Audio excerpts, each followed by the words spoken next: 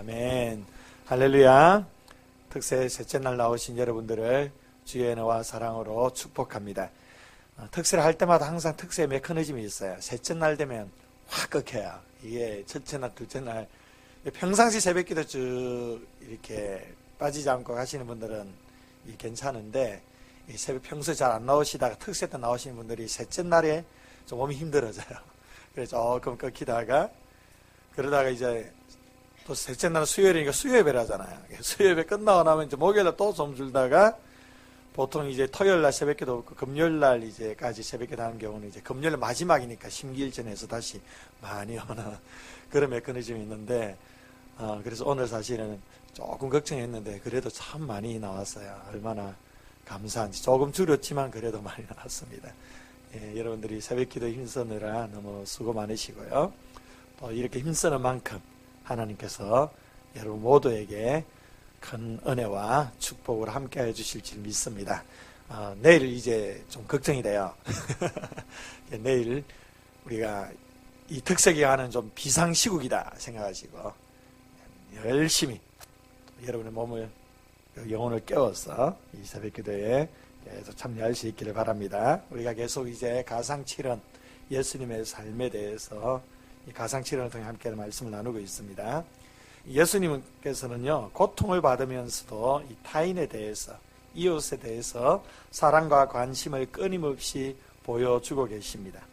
가상칠언 가운데 첫 번째 말씀은 자기를 십자가에 못 박은 장본인들을 향해서, 로마 군인들을 향해서 아버지 저들을 용서해 주시옵소서, 저들은 저들이 아는 것을 알지 못함이니이다 라고 기도하셨습니다. 두 번째 말씀은 회개하는 강도에게 하셨죠. 네가 오늘 나와 함께 낙원에 있으리라 구원을 선포해 주셨습니다. 그리고 세 번째 말씀은 십자가 아래에서 자기를 지켜보고 계시는 그 육신의 어머니 마리아를 향해서, 그리고 요한에 향해서 주신 말씀입니다. 보소서 아들이니이다. 그리고 그 곁에 있는 제자 요한에게 부탁하시기를 보라 내 어머니라. 이제 무슨 의미입니까? 이제 요한에게 내 어머니를 의탁할 테니 네가 이 어머니를 네 어머니처럼 잘 섬겨다오, 이런 의미이죠.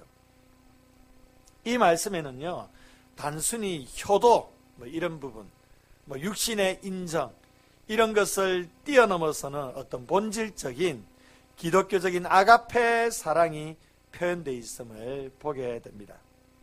특별히 예수님의 이 말씀에 온전히 순종한 요한의 모습이 아주 감동적입니다.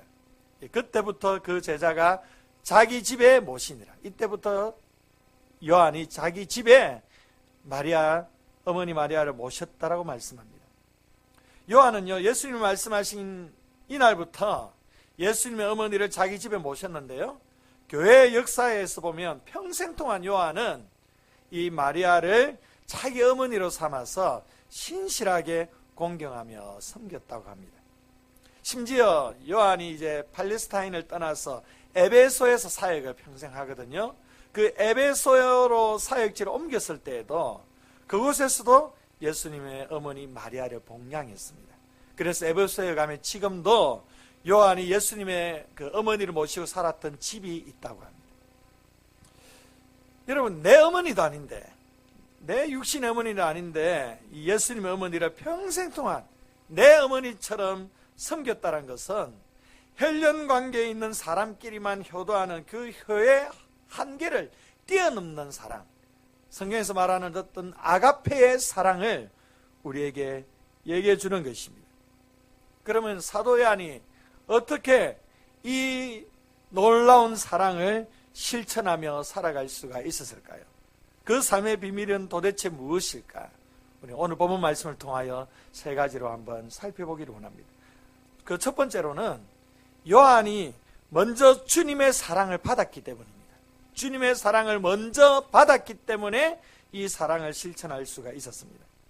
요한은 주님의 사랑을 많이 체험한 사람입니다. 사랑을 받은 사람만이 사랑을 나눌 수가 있습니다. 사랑을 경험한 자만이 사랑을 실천할 수가 있는 것입니다. 사도 요한에게 붙여진 별명이 있습니다. 그 별명이 바로 사랑의 사도이죠. 사랑의 사도. 그런데 그는 처음부터 사랑의 사도가 아니었습니다. 그의 본래 별명이 무엇이었습니까? 우리의 아들이었습니다. 우리의 아들, 번개의 아들. 공간복음에 보면 유명한 일화가 있죠. 예수님께서 사마리아 땅을 지날 때 그 동네 사람들이 예수님을 들어오지 못하게 했습니다. 막았었습니다. 천대를 했죠. 그래서 요한과 또 그의 형제 야고보가 어떻게 말합니까? 예수님께서 그 놀라운 능력으로 벼락을 떨어지게 하셔서 하늘에서 벼락을 떨어지게 하셔서 이 동네 사람들 다 불살라 죽여버리게 해주시옵소서, 그렇게 요청을 합니다. 그때부터 붙여진 별명이 우리의 아들이었어요. 아주 불같은 사람, 자기의 분노를 다스리지 못하는 사람, 나중엔 권력에 민감해서 예수님께 청탁을 했던 사람, 그런 사람이 바로 요한이었습니다.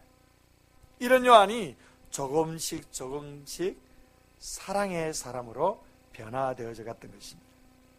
요한복음에 보면 이런 표현이 나옵니다. 주님이 사랑하시는 제자가, 주님이 사랑하시는 제자가. 본문 26절에도 예수님께서 그 모친과 사랑하시는 제자가 곁에 섰는 것을 보시고, 이 사랑하시는 제자라는 표현이 굉장히 많이 나와요.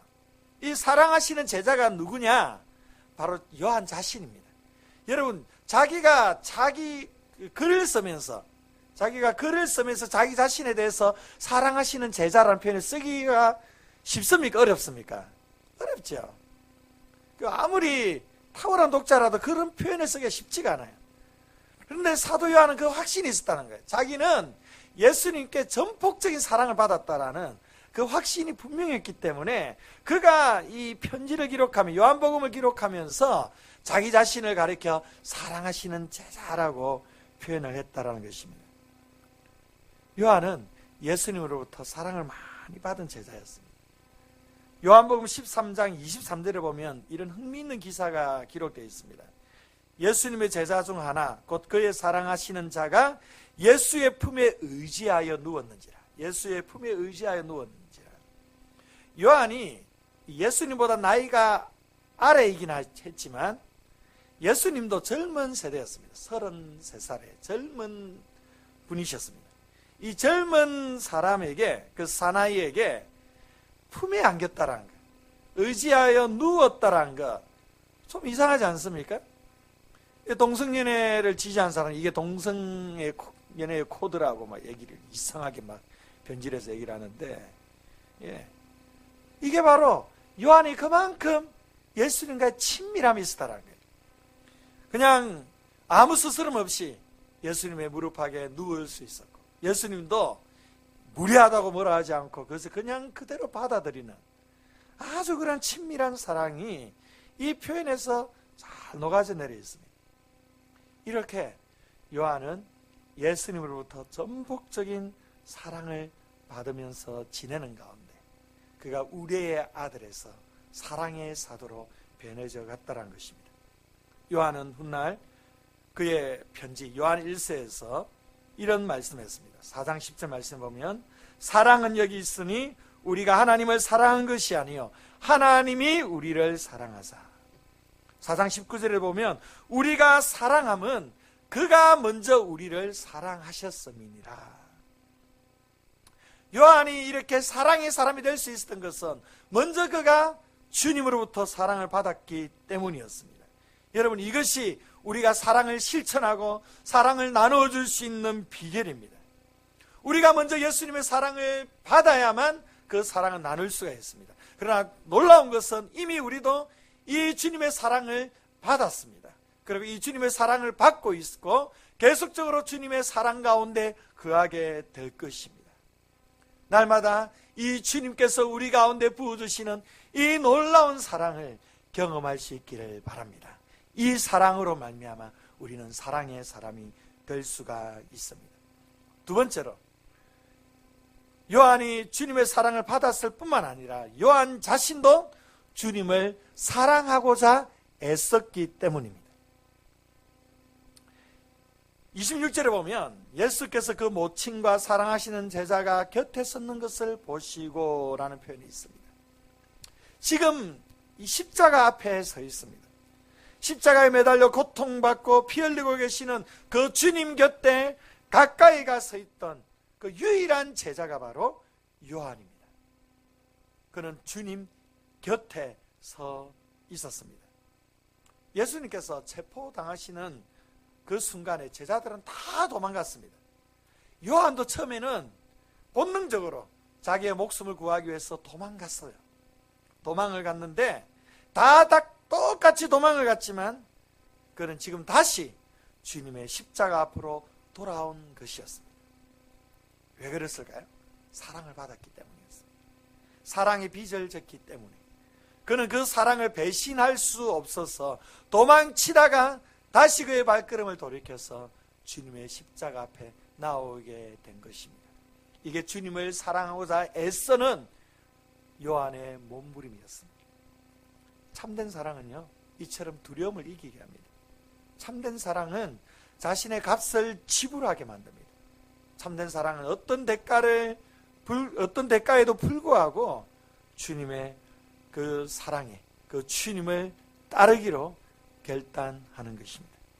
사랑하는 성도 여러분, 여러분들이 사랑의 삶을 살기 원하십니까? 그렇다면 주님을 사랑하고자 애쓰시기를 바랍니다. 우리가 너무도 연약하기 때문에 요한처럼 도망칠 수도 있어요. 주님의 사랑을 때로는 우리가 받아들이지 못할 수도 있습니다. 주님의 사랑으로 멀리 떠나 있을 수도 있습니다. 그러나 포기하시면 안 됩니다. 그 순간이라 할지라도 주님께서 우리에게 부어두신 그 놀라운 사랑을 기억하면서 다시 주님께로 돌이키기로 애를 쓰셔야 되는 것입니다. 주님을 더 사랑하기로 노력하셔야 되는 것입니다. 그래야만 이 예수님처럼 우리도 사랑할 수가 있는 것입니다. 성도 여러분, 얼마만큼 주님을 사랑하기로 노력하십니까? 얼마만큼 주님을 사랑하고 그 주님을 섬기기에 애를 쓰십니까? 우리의 삶이 주님의 사랑에 대한 그 노력과 몸부림과 그 간절한 소망을 가지고 살아갈 수 있기를 바랍니다. 세 번째로, 주님이 사랑하는 사람을 사랑하고자 했기 때문에, 요한이 먼저 예수님으로부터 사랑을 전폭적으로 받았고 자신도 주님을 사랑하기에 애를 썼고요, 마지막 세 번째로 주님이 사랑하는 그 사람들을 사랑하고자 했기 때문입니다. 요한이 예수님의 말씀에 기꺼이 순종하여 예수님의 어머니 마리아를 모실 수 있었던 것은 다른 이유가 아닙니다. 바로 예수님께서 자신의 육신의 어머니 마리아를 사랑했기 때문입니다. 우리가 누군가를 참으로 사랑하고 아끼면 그 사람이 사랑하는 것, 그 사람이 소중하게 생각하는 것, 그것을 우리 자신도 사랑하게 되고 소중하게 생각하게 되는 것입니다. 주님을 사랑하는 사람들은요, 주님이 무엇을 사랑하시는지에 대해서 민감하셔야 됩니다. 그래야만 주님을 사랑하는 것입니다. 주님께서 뭘 원하시는지, 우리 예수님께서 뭘 사랑하시고 예수님께서 원하시는 것이 무엇인지를 우리가 잘 알아야 돼요.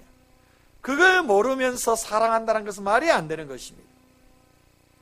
그래서 주님이 그 사랑하시는 것, 주님께서 원하시는 것을 나도 사랑하고 나도 원해야 하는 것입니다. 이게 주님을 향한 진정한 사랑이라는 것입니다. 예수님은요, 자신의 육신의 어머니를 사랑하셨습니다. 그래서 마지막 이 순간에 자기가 할 수 있는 일은 자기가 사랑하는 그 제자에게 자신의 어머니를 의탁하는 것이었습니다. 예수님께서 이처럼 육신의 어머니인 마리아를 사랑했기 때문에 사도 요한이 끝까지 그 어머니 마리아를 사랑으로 섬겼습니다. 예수님은 어머니 마리아만 사랑한 것이 아니었습니다. 모든 사람을 예수님께서는 사랑하셨습니다. 그래서 요한은 모든 사람들을 사랑하고자 애를 쓰면서 살았고 그 사랑을 전해 주었습니다. 요한일서에 보면 이런 말씀이 있습니다. 보는 바 그 형제를 사랑하지 못하는 자가 보지 못하는 바 하나님을 사랑할 수 없느니라. 예. 보이는 형제도 사랑하지 않으면서 하나님을 사랑한다 말하지 말라라는 거예요. 왜 그렇습니까? 예수님께서 보이는 그 형제, 우리에게 보이는 그 모든 사람들을 사랑하시는데 이 사람들을 사랑하지 않으면서, 예수님이 사랑하는 그 사람들을 사랑하지 않으면서 어떻게 나를 사랑할 수 있느냐라는 거예요. 그것은 이율배반적인 행동이라는 것입니다. 정말로 예수님을 사랑한다고 한다면 눈에 보이는 모든 사람들을 다 사랑해야 된다는 겁니다. 이게 주님을 향한 사랑이라는 것입니다. 사도 요한은 이것을 깨달았습니다.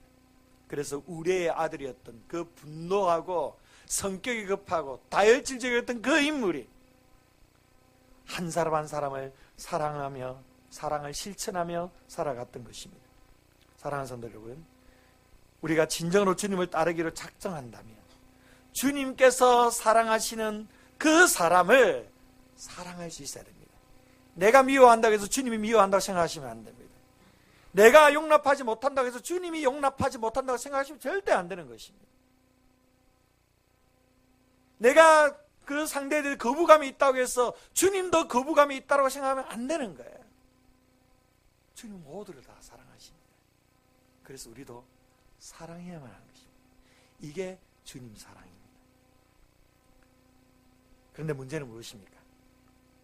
우리가 아무리 결단을 하고 결심을 해도 이 사랑이 잘 안 된다는 것이, 우리가 육신이 너무 연약하고 너무 우리가 때로는 감정에 치우치며 살아가기 때문에 이게 힘들다는 거예요. 사랑하는 게 얼마나 힘든지 모르겠어요. 내가 좋아하는 사람 얼마든지 사랑할 수 있고, 나에게 잘해주는 사람도 우리가 사랑할 수도 있고, 나의 마음을 잘 알아주는 사람도 우리가 사랑할 수 있는데, 나와 마음이 맞지 않는 사람, 미운 사람, 때로 나를 힘들게 하는 사람, 이런 사람을 사랑한다는 것 힘들죠. 보통 힘든 게 아닙니다. 그래서 늘 마음에 찔림이 있잖아요. 날 마음에 사랑해야 되는데 사랑하지 않는가, 용서해야 되는데 용서하지 않는가. 그래서 우리 안에 마음에 찔림이 있고 마음에 아픔이 있고, 늘 하나님 앞에 우리 자신이 좀 떳떳하지 못한 그런 마음으로 신앙생활하는 경우가 얼마나 많이 있습니까? 여러분, 우리에게는요 사랑할 능력이 없습니다. 사랑할 힘이 없어요. 사랑하려고 해도 잘 안 됩니다. 그래서 우리에게 필요한 것이 무엇입니까? 주님의 도우심이 필요한 것입니다. 우리가 사랑하지 못하기 때문에, 우리가 주님의 뜻대로 살지 못하기 때문에 성령께서 우리 가운데 오셨습니다. 그 성령의 그 은혜로, 주님의 그 도우심을 통하여 우리는 이러한 사랑의 삶을 실천할 수가 있는 것입니다. 여러분들의 그 모든 감정을 내려놓고, 여러분의 사랑할 수 없는 힘과 사랑할 수 없는 그 연약함을 다 주님 앞에 내려놓고 주님의 도우심을 간절히 구하시길 바랍니다. 우리 모두 이 사랑의 삶을 살기 위해 이 주님의 십자가 앞으로 나오시길 바랍니다. 이 십자가는 우리를 향한 주님의 사랑입니다. 우리가 아직 죄인 되었을 때, 우리가 아직 원수 되었을 때에 하나님께서 우리를 사랑하심으로, 예수 그리스도께서 십자가에 죽으심으로 그 사랑을 우리에게 확정해 주셨다라고 말씀하셨습니다. 십자가는 우리를 향한 하나님의 사랑입니다.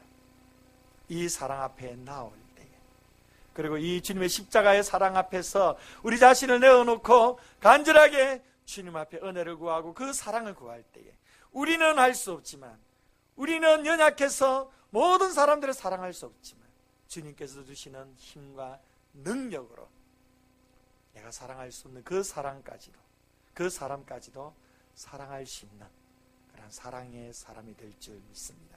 사랑하는 성도 여러분, 내 힘으로 하려고 하지 마시고 주님의 십자가 앞에 나와 주님께 도우심을 구하시길 바랍니다. 성령께 도우심을 구하시길 바랍니다.